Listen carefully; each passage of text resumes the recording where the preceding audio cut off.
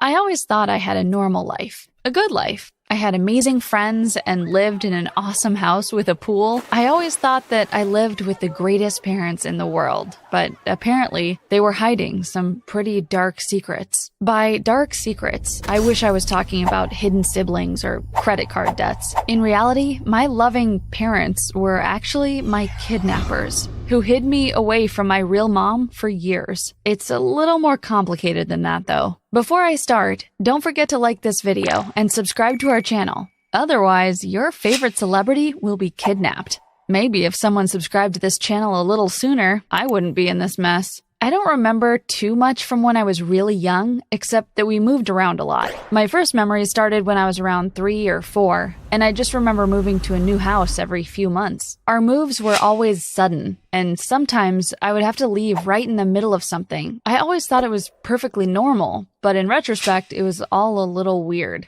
I remember this one time in particular very vividly. I was going to a birthday party of my friend from the park. I can't even remember her name, but I can remember that it was the first birthday party I was ever attending.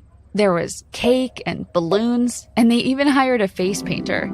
I was in the middle of getting my face painted like a tiger when my parents just picked me up and told me we had to go. I was crying so much, but they just picked me up and left the party without so much as saying goodbye to the birthday girl. I cried so hard the paint got all over my clothes. Luckily, the painter only managed to get half of my face. My dad always said he had to move for work, and I didn't really question it further. Still, I missed out on a lot of things kids got to do. I didn't go to school for a really long time, and I never really made any friends in my childhood. I got so used to moving every few months that I didn't even unpack my room. I wasn't bitter about it, though. If my parents said we had to move for work, I just believed them. As I got older, these random moves got much less frequent. After we managed to stay in the same place for a whole year, my parents decided to buy a house. It was my dream come true. It was huge. 4-bedroom, a pool, a trampoline, and it was in a neighborhood full of kids my age. I was just about to start middle school when we got to the house, so it was the perfect time for me to really make some friends. Among all the friends I made, my best friend was Susan. Susan and I loved watching YouTube videos together. We loved watching true dramas like on My Story Animated, among others. We came across one video that seemed to change our lives forever. Our favorite channel had posted a video about a girl who went missing over 10 years ago. One day, a 2-year-old had been playing out in the garden when she just completely vanished.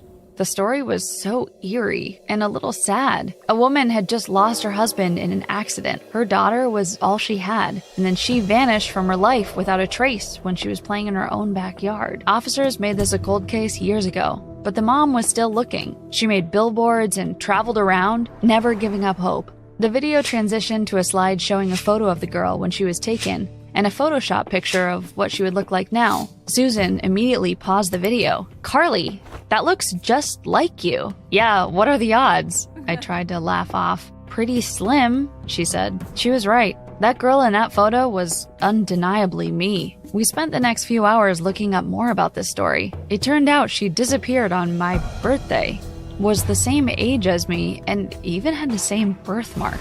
When it was time to eat dinner with my parents, Susan and I were uncharacteristically quiet.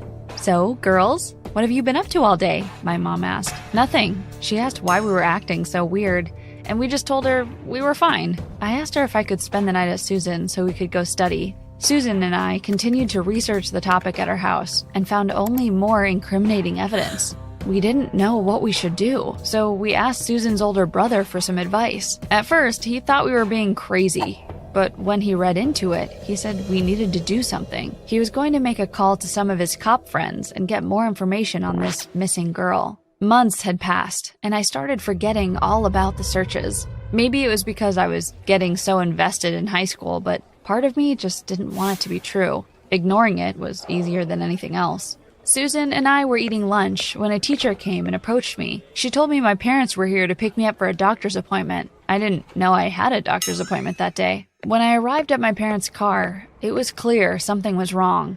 When I got into the car, I noticed there were blankets covering loads of stuff in the back seat. There were bags packed, and both of my parents were visibly distraught.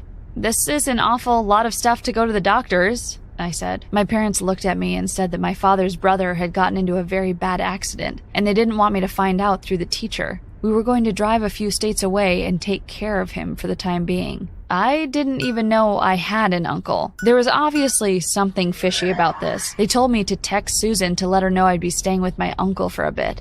After I did that, my father took my phone out of my hand. I asked why he was taking it, and he simply said that my uncle's pacemaker was disrupted by certain electrical signals. This meant I couldn't use Wi-Fi the entire time we stayed with his family. This didn't seem right to me, but when I tried to argue that hospitals had Wi-Fi, they just shut me down and told me to behave. Because they were so upset, I just let it go. I assumed we would only be gone for a couple of days, but days dragged on into weeks. Even if I had my phone on me, I doubt it would work. We were in the middle of nowhere. My uncle was virtually a zombie. He stayed in bed, surrounded by lots of beeping machines. My parents left for work religiously every day, and I was forced to wander this cabin alone most of the days. It seemed weird how my parents would just remove me from school and cut off my contact with everyone. When they were gone, I searched the house for my cell phone or a computer. I couldn't even find a landline. I was a prisoner here. One day, when I was exploring, I found a secret door under one of the carpets in my parents' bedroom. I found a secret room, and my heart sank when I saw what was inside. There was a landline, a PC, a whole bunch of cell phones, and a full box of old ID cards.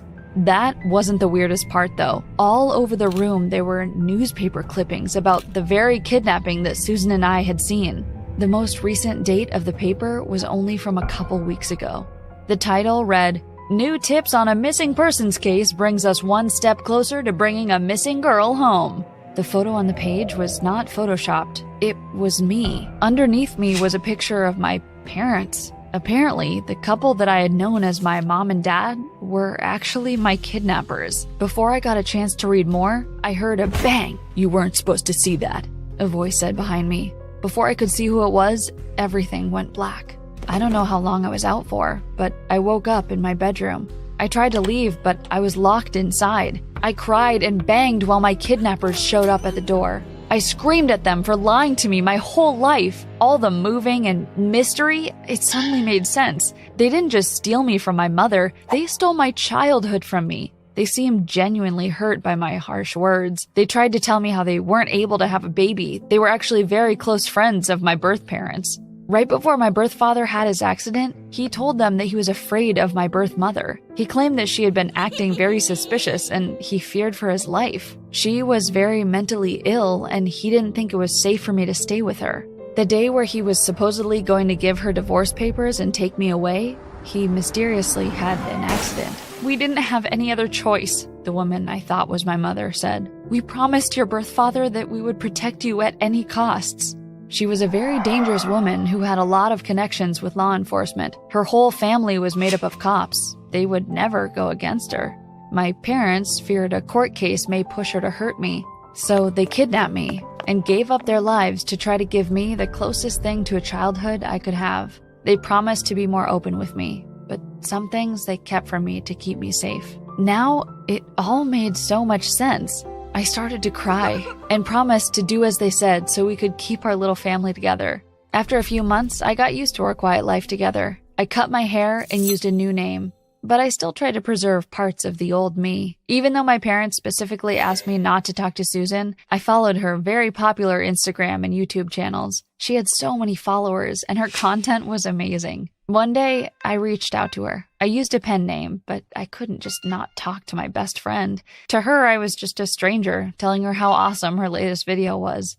At first, I thought Susan was going to ignore me, but eventually we started talking like the good old days. After a while, I got comfortable and let my guard down. I forgot that I wasn't supposed to be talking to her. In her latest post about a soda drinking challenge, I asked if she remembered the time I spilled grape soda all over my white dress in the cafeteria. Immediately, she wrote back, "OMG, I knew it was you! Where are you? It's been years! I can get the cops to you!" I panicked, realizing my mistake. I was so sad to lose Susan a second time, but I deleted all of my social media accounts. I didn't bring it up to my parents, fearing that I would lose my internet privileges again. That was not the smartest decision. A few days later, cops were banging on my cabin door. Who knew reminiscing about my cafeteria mishap would have a SWAT team at my door? Susan had called the authorities and they were able to track my IP address. My parents were put in handcuffs, and my birth mother had rushed up and hugged me. I was hysterical. Everyone kept asking if I was hurt, but I was just upset they were dragging my parents away.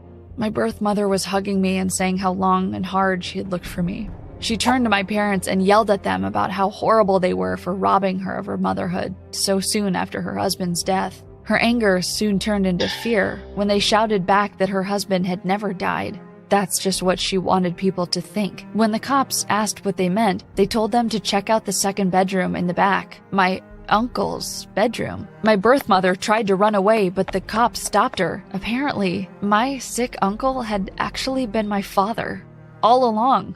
After he asked my birth mother for divorce papers, she staged his death. But my kidnappers had actually saved him and had hired people to care for him for years. They decided on the last move that we should all move in to take care of him and that they would explain everything about my past when I was old enough. Your father was a great man, our best friend, they said. Despite whether or not they did the right thing, my parents were arrested for kidnapping on the spot. Because of the discovery of my birth father, who was reported dead, my birth mother was brought in for questioning and later charged with attempted murder. When the cops asked if I had anywhere I could go, I decided to give Susan a call. She was so happy to see me. So much had changed, but we were able to go back to our friendship as though it was normal. We are currently working on an indie documentary about my life and are both in film school together. I still visit my parents in prison from time to time, and my birth father in the hospital, but he's not getting any better. I've seen my birth mother a couple of times since everything happened, but I don't know if I'll ever be able to have a relationship with her. Hi, I'm Rena, and I'm one of the most popular girls in my high school. I'm the top in my class, and all the girls are jealous of me because boys are always trying to flirt with me. But they can try their luck. I'm not the easy type. But I have a little secret. I work as a maid at a maid cafe as a part-time job to support my family. My dad was a jerk. He left us when I was 5 years old to be with another woman. Since then, my mother was the only one supporting me and my little brother. She had to work very hard to keep the food on the table. I wanted to help my mother. That's why I started this job. We have to dress in pretty costumes and act cute to please our customers. It's not an easy job, let me tell you. Men drool over you fantasizing about you in that costume. Yuck. Well, I didn't mind it. If only the young hot ones flirted with me. Actually, I enjoyed that. But I kept my job a secret because, come on, who wants to be exposed as a maid and teased by the whole school? Until one day, we had a pink day at work. We had to dress in super sexy maid costumes, and they had to be pink. I was feeling myself in that costume. I was sure I'd get many tips, so I could buy my mom a present for her upcoming birthday. But suddenly, I saw him sitting there on the table, at the corner. It was Jordan, the hottest guy in our high school. He was this new rich kid that transferred to our school. All the girls were going crazy for him. He looked at me, shocked. I froze. He saw me in a super short dress and as a maid. Jordan's shocked face suddenly turned into an evil smirk. He waved at me saying, "Hey, hot maid, I'd like to make an order." That jerk! He was making fun of me. I walked slowly towards him and stood beside him. He was checking me out. I wanted to slap him in the face, but I said in a cute voice, "Yes, sir. What can I get for you?" I was screaming inside, but I had to act cool, or otherwise the manager is gonna fire me. Then I heard him saying, well, who knew that the most popular girl in school is actually a maid? Not any maid, a hot one." Then he had that creepy smirk on his face. He continued, "I assume that you want your little secret to stay hidden, right? If you want me to keep my mouth shut, then you'll follow my orders from now on." I didn't have a choice. I couldn't risk my reputation at school and lose my job because of that jerk Jordan. That's why I said in a low, soft voice, "Yes, sir, I'll do whatever you want." Then he stood up and leaned close to me and whispered in my ears, said, "Good girl, I'll see you tomorrow." That Jordan jerk! Who does he think he is? I have to follow his orders now. Maybe he'll make me his personal maid. I got home that day tired and went to sleep early so I wouldn't think about him, nor what will happen next tomorrow. When I woke up in the morning, I found a text from Jordan saying, "Bring your prettiest costume with you. You got some work to do today." That walking, talking garbage! I'll slap him right in the face! I went to school nervous, afraid that he's gonna expose my secret in front of everyone. But luckily, I didn't see him the whole day and nothing bad happened. But when it was time to go home, I saw him at the school gate, waiting for me. He waved and said, "Here's my pretty maid. Ready for your job? I got some cleaning to do at home. Will you join me?" Of course, I couldn't say no to him, so I just nodded. Suddenly, a big fancy car pulled over and the driver got out of his seat to open the door, and he said to Jordan, "Sir," and held the door open to him. I was shocked. I knew that they were rich, but I didn't know that they were filthy rich. We were in the poorer side of Los Angeles, and his car was huge, and we sat together in the back seat. He sat close to me and put his hand on my thigh. At that moment, I didn't feel angry. I looked at his face, and he was really handsome. This was the first time that I noticed that he has really muscular arms and a really strong chest. I just couldn't stop thinking about what kind of orders he's gonna give me.